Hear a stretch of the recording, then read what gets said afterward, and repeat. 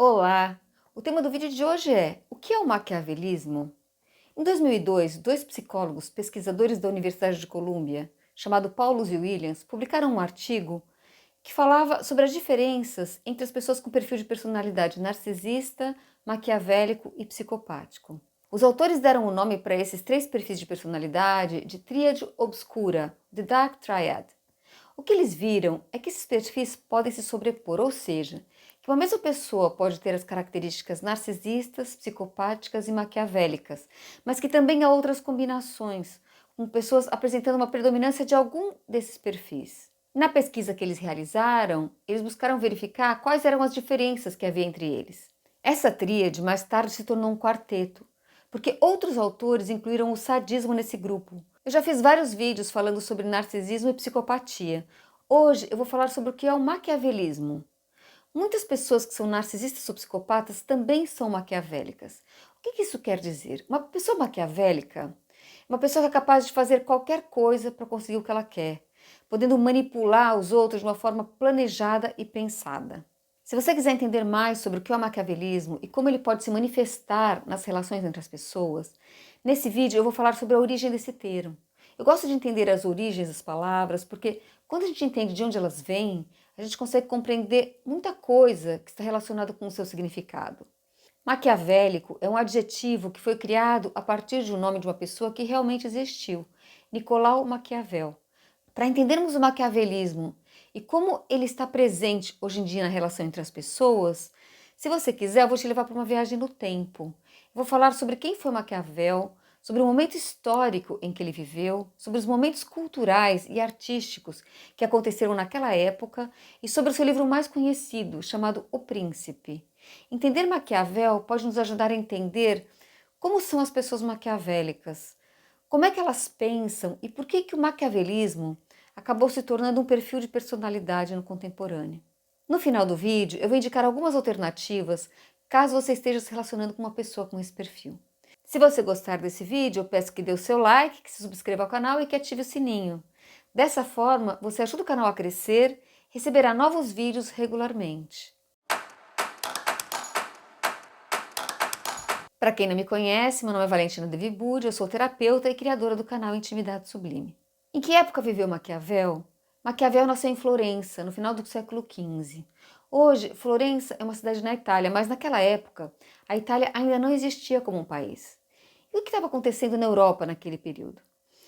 A Idade Média estava chegando ao fim, era o início da modernidade. Essa foi uma fase de muitas transformações no mundo ocidental. Assim como hoje a gente vive um momento histórico de muita transformação, isso também aconteceu naquele período. Como foi essa passagem da Idade Média para a Idade Moderna? Na Europa, durante toda a Idade Média, durante cerca de 1000 anos, a Igreja Católica tinha tido muito poder. Naquela época, a sociedade era dividida entre o clero, a nobreza e os servos, e essas eram posições fixas. Se você nascia nobre, você seria nobre por toda a tua vida, porque isso era considerado um desígnio de Deus.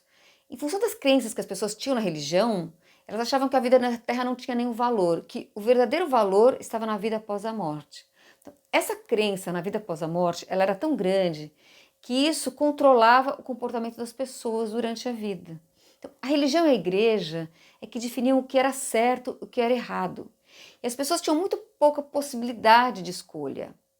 Na Europa, a maioria das pessoas vivia nos feudos, porque era muito perigoso viver fora dos feudos, e os senhores ofereciam proteção. As cidades naquele período tinham praticamente desaparecido, porque foi nessa época que aconteceram as invasões bárbaras. Eles eram chamados bárbaros porque eram povos que não sabiam ler nem escrever, e eram povos guerreiros, que literalmente tocavam fogo em tudo. Isso fazia com que as pessoas ficassem abrigadas nos feudos. A partir do século XI, esses grupos bárbaros invasores eles foram se assentando nos territórios, e isso levou a uma diminuição dos conflitos. Isso permitiu que as cidades pudessem voltar a ser habitadas. Muitos servos começaram a fugir dos feudos para buscar a vida na cidade, achando que ali eles teriam maior liberdade.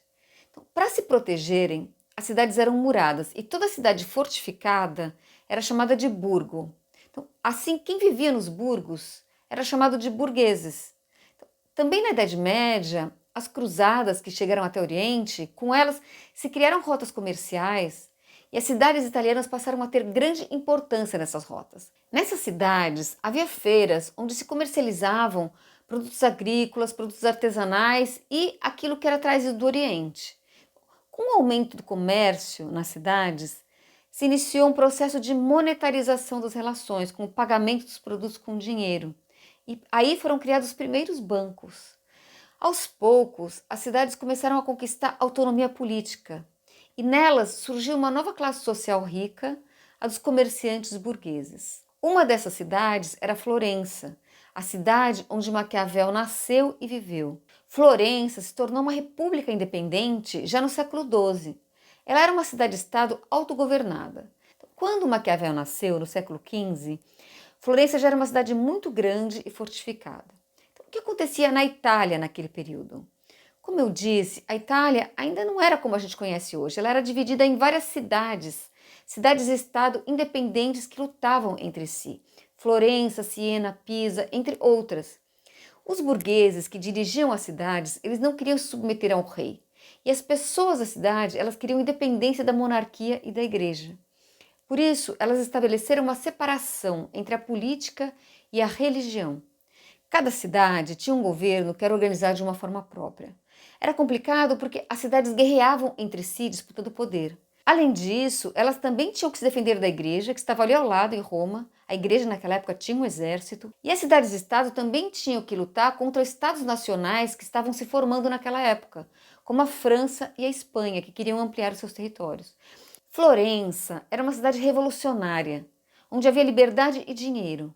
Isso levou a que nela houvesse grandes transformações econômicas e nas artes. Foi ali, em outras cidades próximas, como Siena, que se iniciou o movimento cultural chamado Renascimento. O Renascimento tem esse nome porque foi um período que se buscou resgatar os ideais clássicos da Grécia e da Roma antigas. Nos ideais clássicos, o ser humano era o centro de todas as coisas. Vocês lembram das esculturas gregas, da filosofia de Platão, de Sócrates, de Aristóteles, da democracia grega, da República Romana? Então, o Renascimento, ele buscou suas referências culturais nos clássicos, no humanismo. Ele buscou isso para quê? Para se contrapor ao pensamento medieval religioso. Na arte, o primeiro representante do Renascimento na pintura foi Giotto. Ele passou a atribuir características humanas a figuras divinas. Então, as figuras de Giotto mostram o início de um processo em que a arte passou a retratar não só os elementos da fé e da interioridade, mas elementos da realidade. No século XV, na época do nascimento de Maquiavel, a família mais rica da cidade de Florença era a família dos Médici, uma família de banqueiros. Mesmo sem serem nobres, no século XV eles conseguiram tomar o poder da cidade. A cidade, que antes era uma república, passou a ser governada por essa família. Isso gerou muitos conflitos, ao mesmo tempo que também possibilitou um grande avanço cultural, porque os Médici eram pessoas cultas que gostavam das artes, da ciência e do pensamento humanista. Em 1460, Lourenço de Médici, que também é chamado de Lourenço Magnífico, ele assumiu o poder em Florença. Ele foi um grande mecenas das artes. Entre os seus protegidos estava Sandro Botticelli. Botticelli foi um pintor que se especializou em pintar temas pagãos. Duas de suas pinturas famosas ele fez sob encomenda de Lourenço de Médici. Elas são O Nascimento de Vênus e A Primavera. Essas que vocês estão vendo foram as primeiras obras do Renascimento que não usavam a temática bíblica ou religiosa. O Nascimento de Vênus é de 1485 e é a primeira obra renascentista com uma representação mitológica. Vênus é a deusa do amor na mitologia romana. Botticelli, inspirado na antiguidade clássica, ele buscou retratar a beleza e a libertação do homem frente à igreja. Essa pintura foi a primeira pintura de um nu frontal feminino da história da arte ocidental. Imagina, isso provocou um grande choque cultural na época. Pouco tempo antes disso, na Alemanha, Gutenberg tinha inventado a prensa. A prensa que permite a impressão, né? Impressão de livros, de jornais. Então, isso permitiu a reprodução de livros que, até aquela época, eles só podiam ser reproduzidos quando eles eram copiados à mão. Então, estima-se que, em 40 anos, entre 1460 e 1500, Mais de 10 milhões de cópias, de 40 mil diferentes títulos, de 40 mil diferentes livros foram distribuídos pela Europa. Isso permitiu que as pessoas tivessem acesso à informação. Foi uma revolução comparável ao que hoje é a revolução da internet. Em Florença, os maiores representantes na arte do Renascimento italiano foram Leonardo da Vinci, Michelangelo e Rafael. Todos eles viveram na mesma época que Maquiavel. Da Vinci chegou a trabalhar com Maquiavel como engenheiro militar. Voltando para a história política de Florença, Lourenço de Médici esteve no poder por 23 anos, até 1492. Seu governo foi um período de muita riqueza e de muita estabilidade política para a cidade. Quando ele morreu, quem assumiu foi seu filho, Piero. Ele assumiu o poder, mas ele não tinha a mesma habilidade política do pai. Então, quando Florença foi ameaçada de ser invadida pela França, Piero, o que ele fez? Ele entregou, sem negociar, uma grande parte das riquezas da cidade para os franceses. E isso causou uma fúria nos habitantes de Florença. Por causa disso, os Médici tiveram que fugir. Naquele período, havia um frei muito conservador que vivia ali, que se chamava Savonarola. Ele pregava que o fim do mundo estava se aproximando. Ele só conseguiu governar por 2 anos. Ele fez uma fogueira que ficou muito famosa, chamada Fogueira das Vaidades, onde ele queimou muitos livros e objetos de arte que na época ele achava pecaminosos. Mas Savonarola, além de não gostar do Renascimento, também falava muito mal da Igreja Católica. Ele denunciava a depravação e a corrupção na Igreja. Isso acabou gerando a insatisfação do Papa, que acabou por excomungá-lo. Savonarola foi preso, julgado pela Inquisição e morreu na fogueira. Com toda essa confusão política, os artistas renascentistas acabaram saindo de Florença. Os papas também eram grandes mecenas. Em Roma, o Papa Júlio II decidiu usar a estética renascentista para renovar a imagem da igreja pela arte e contratou Michelangelo para pintar o teto da Capela Sistina. Como vocês podem ver, no centro da obra de Michelangelo está o homem, o ideal renascentista. O Papa também contratou Rafael para pintar seus aposentos privados no Vaticano. Rafael fez uma obra chamada Escola de Atenas, onde representa vários filósofos gregos, tendo como centro Platão e Aristóteles. Os ideais renascentistas também haviam chegado a Roma. Voltando para Florença, com a queda de Savonarola, a cidade voltou a se tornar uma república. E é aqui que Maquiavel entra na história. Até aqui eu só falei do contexto em que ele estava, né? Maquiavel era um homem do Renascimento. Ele era um republicano e tinha 29 anos quando começou a trabalhar como segundo secretário da chancelaria de Florença. Então, no governo, ele era responsável pelas relações internacionais, ele foi um diplomata e um embaixador, e também era o responsável pelas guerras. Como embaixador, Maquiavel teve a oportunidade de viajar para outros países. Ele teve a oportunidade de conhecer as estratégias de outros governantes e de ver de perto como é que eram feitas as guerras. Na Europa, naquela época, haviam 2 grandes reinos em processo de unificação, a França e a Espanha. Essas monarquias também queriam romper com a igreja. Então, foi nesse momento histórico em que se começou a formar os estados autônomos independentes dos poderes espirituais. Maquiavel percebeu que a integração de estados nacionais seria o futuro e por isso ele passou a desejar isso para a Itália. A ideia de país, que hoje parece para a gente tão natural, naquela época ainda não existia. Um dos políticos com quem Maquiavel se relacionou foi César Borja. César Borja era um homem de origem espanhola e ele comandava os exércitos do Papa. Ele era filho do Papa. Naquela época, os papas podiam ter filhos. Então, durante o trabalho como embaixador, Maquiavel passou 5 meses com César Borja e passou a ter muita admiração pela forma dele governar. O César Borja era um homem ambicioso, ele era impetuoso, cruel, decidido, frio e violento. Ele era temido e usava a violência de uma forma funcional para conseguir aquilo que ele queria, para conseguir os seus objetivos, e não só para mostrar o poder.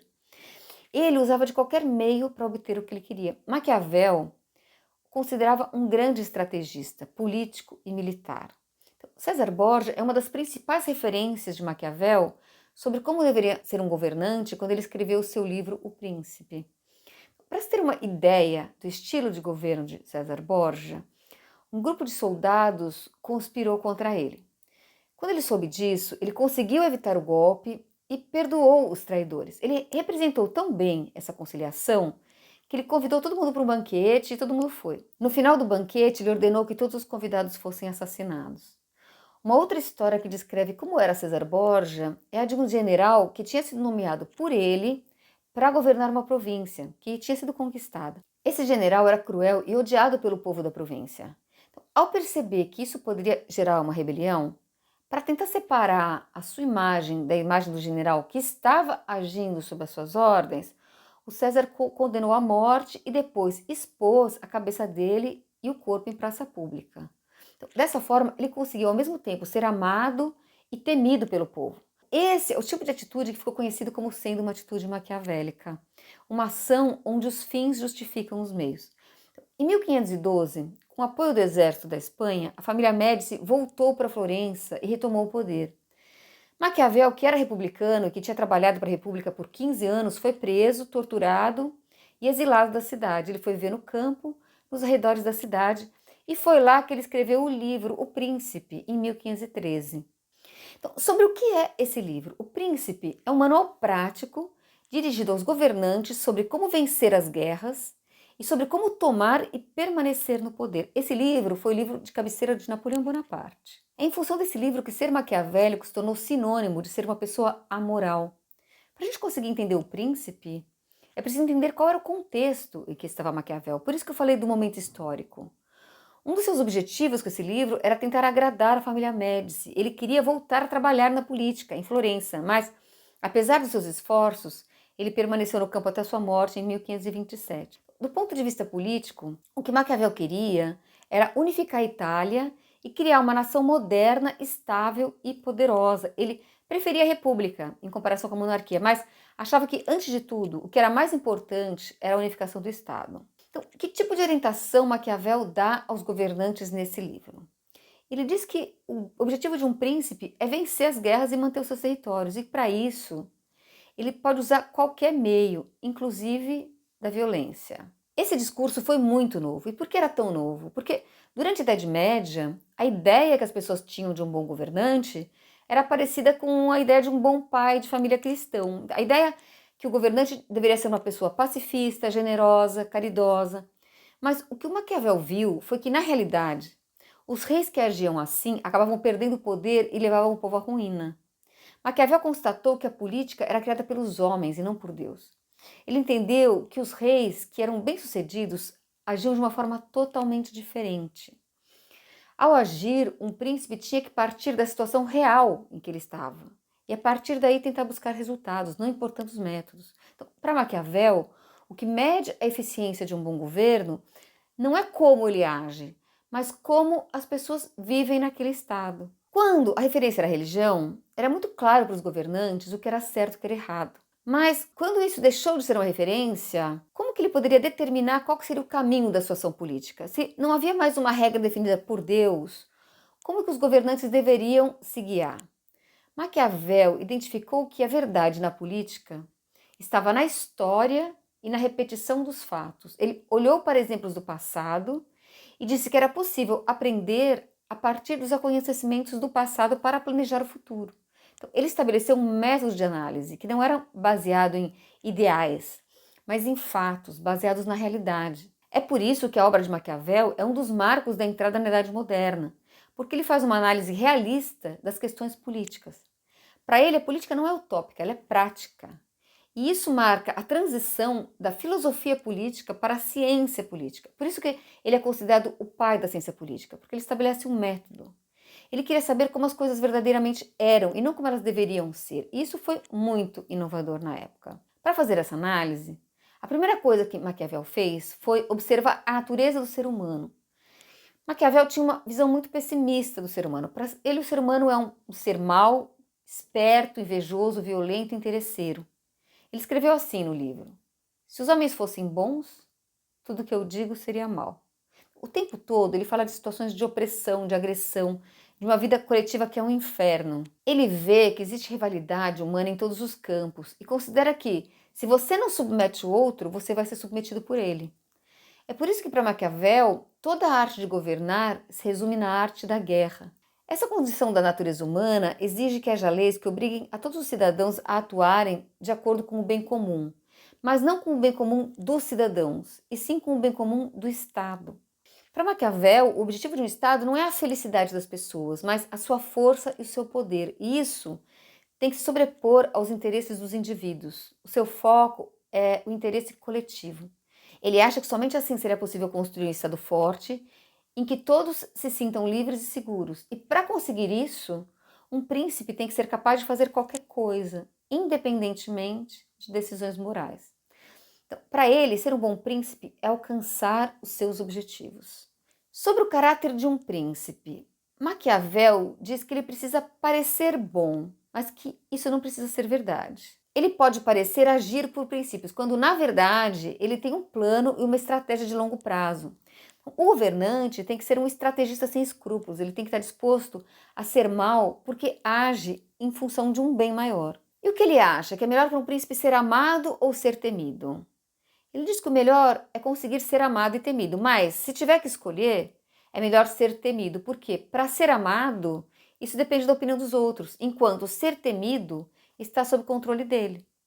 Ele deve evitar ser odiado, mas realmente o que um príncipe não pode ser, se ele quiser permanecer no poder, é desprezado. Maquiavel falou uma outra coisa que é muito interessante. Ele diz que é preciso ter mais cuidado com os seus aliados do que com os seus inimigos.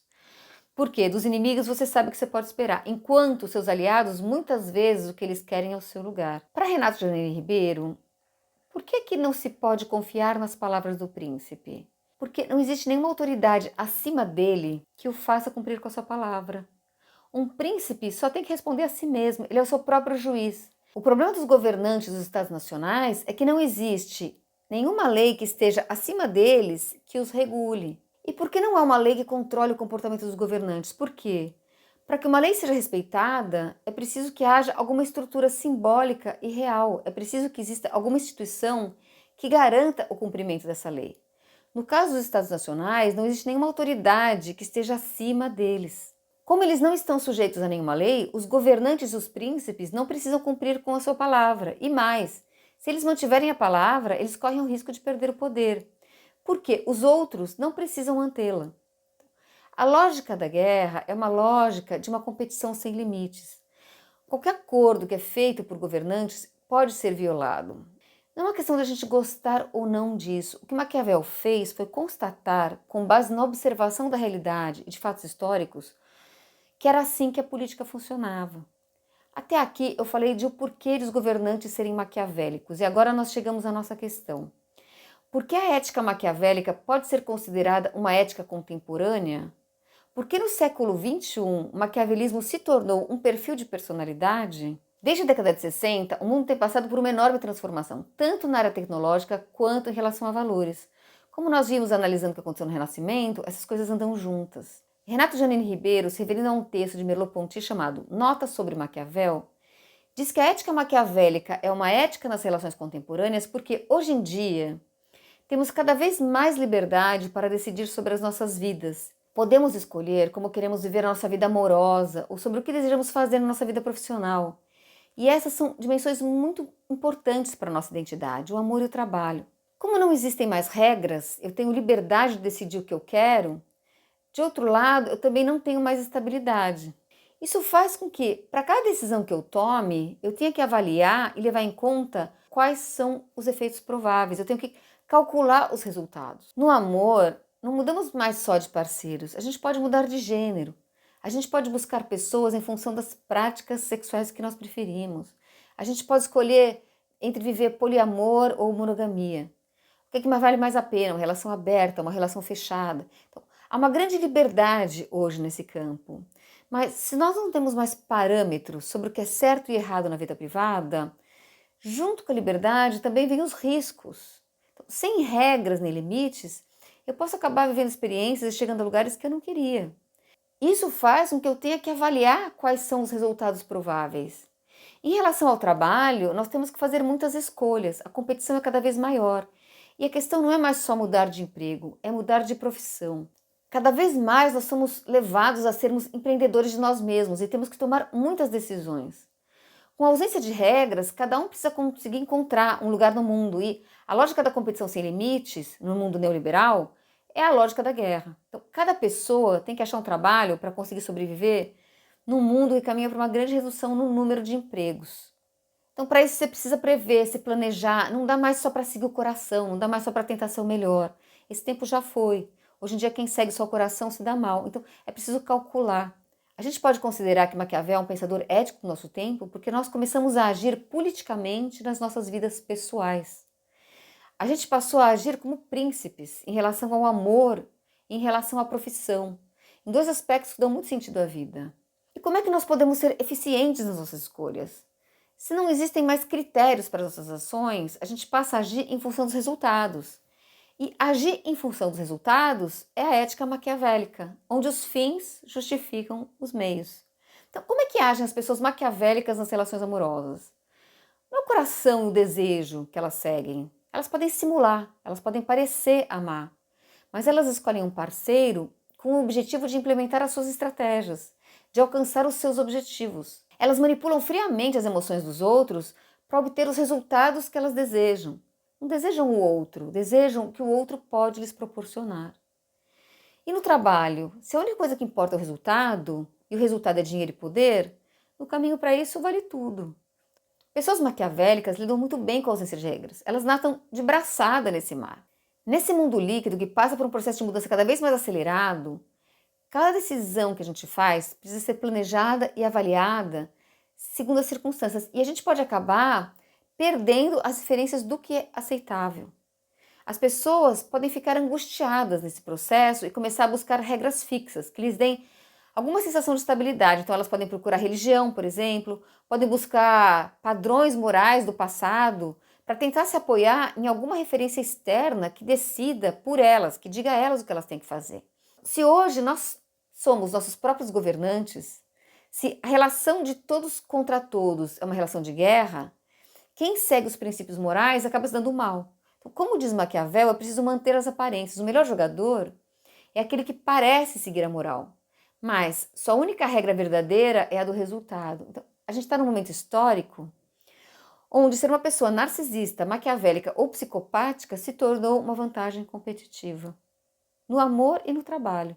Então, Maquiavel constatou algo que já existia, a guerra não começou ali. O que ele identificou é que tinha uma distância muito grande entre o discurso e a prática, entre o discurso moral e a realidade política. Se a gente quiser mudar alguma coisa, primeiro é preciso olhar para a realidade, para o que está acontecendo hoje na relação entre as pessoas, e não negar isso. Desde Maquiavel, nós fizemos alguns avanços na política.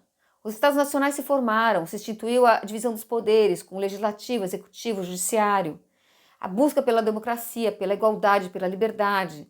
Depois da Segunda Guerra Mundial, se criou a ONU, mas a ONU ainda não tem um poder efetivo de controle sobre as ações dos Estados. E as guerras continuam aí para mostrar isso. Ainda falta muito para a gente alcançar a compreensão de que a humanidade é uma só. Em relação às tecnologias e ao trabalho, para onde é que a gente está caminhando? Slavoj Zizek, no seu último livro, Surplus Enjoyment, que pode ser traduzido como Gozo, um guia para os não perplexos, ele fala dos riscos, dos excessos para a humanidade. Ele fala sobre o capitalismo de vigilância que existe hoje, que por meio da internet e das redes sociais pode saber tudo sobre o nosso comportamento. Ele fala sobre estudos que estão sendo feitos hoje de manipulação do DNA humano, que têm sido realizados com o objetivo de criar seres humanos mais perfeitos em laboratório. Sobre equipamentos de interface entre cérebro e máquina, que fazem com que seja possível em alguns anos que nossos pensamentos possam ser observados à distância. Isso não é ficção. Já existem empresas hoje onde os funcionários usam capacetes que fazem leitura das atividades elétricas das redes neuronais e esses capacetes permitem que o gerente ou uma inteligência artificial identifique que áreas do cérebro estão sendo ativadas enquanto o trabalhador trabalha. Dessa forma, eles controlam as emoções e as distrações mentais dos funcionários. Hoje em dia, há crianças na China que têm usado em salas de aula uma tiara ao redor da cabeça, um aparelho de neurofeedback que verifica se elas estão prestando atenção, se o córtex pré-frontal delas está ativado. E o professor, na frente da sala, tem na frente dele uma tela onde ele vê em tempo real os resultados de como estão os cérebros das crianças. E ele pode chamar a atenção da criança quando ela se distrai. Os dados da atividade cerebral das crianças também são enviados para o celular dos pais, para que eles tenham um melhor desempenho na escola. Esse é um mundo moldado a partir de resultados. Nesse mundo, quem é maquiavélico leva uma grande vantagem. Porque se você não sente culpa moral, você pode ser aquele que manipula e não o que é manipulado. Nas relações amorosas, a gente vê como o narcisismo, o maquiavelismo e a psicopatia estão se tornando cada vez mais frequentes, ou pelo menos cada vez mais identificados. Quais seriam as alternativas? Do ponto de vista político, precisa ter consciência política. A gente pode ter nossas posições políticas e apoiar governantes que tenham parâmetros e padrões morais que sejam para além dos resultados, com os quais você concorde. Do ponto de vista individual, se você está ou já esteve em uma relação com uma pessoa maquiavélica, como é que você pode fazer para se defender da manipulação? Primeiro, conheça seus valores. Tenha claro para você o que é importante. Estabeleça regras que façam sentido para a sua vida. Tenha claro quais são os seus limites e não deixe que os outros te manipulem. Quando você perceber que isso está acontecendo, quando você perceber que alguém está tentando te manipular, sai fora. Sai fora, se separa. Quanto antes, mais fácil é. No Renascimento, a gente pode ver as duas faces do humanismo, o horror e o sublime, a guerra e a arte. Do ponto de vista coletivo, a gente precisa se perguntar como conseguir conter o horror e dar espaço para o sublime, buscar caminhos e alternativas, criar limites éticos coletivos baseados na solidariedade, na amorosidade, na defesa dos direitos da terra, dos seres vivos e do ser humano, em contraposição à guerra, ao individualismo e à destruição, porque os fins um dia serão meios. Eu espero ter ajudado e até a próxima. Tchau!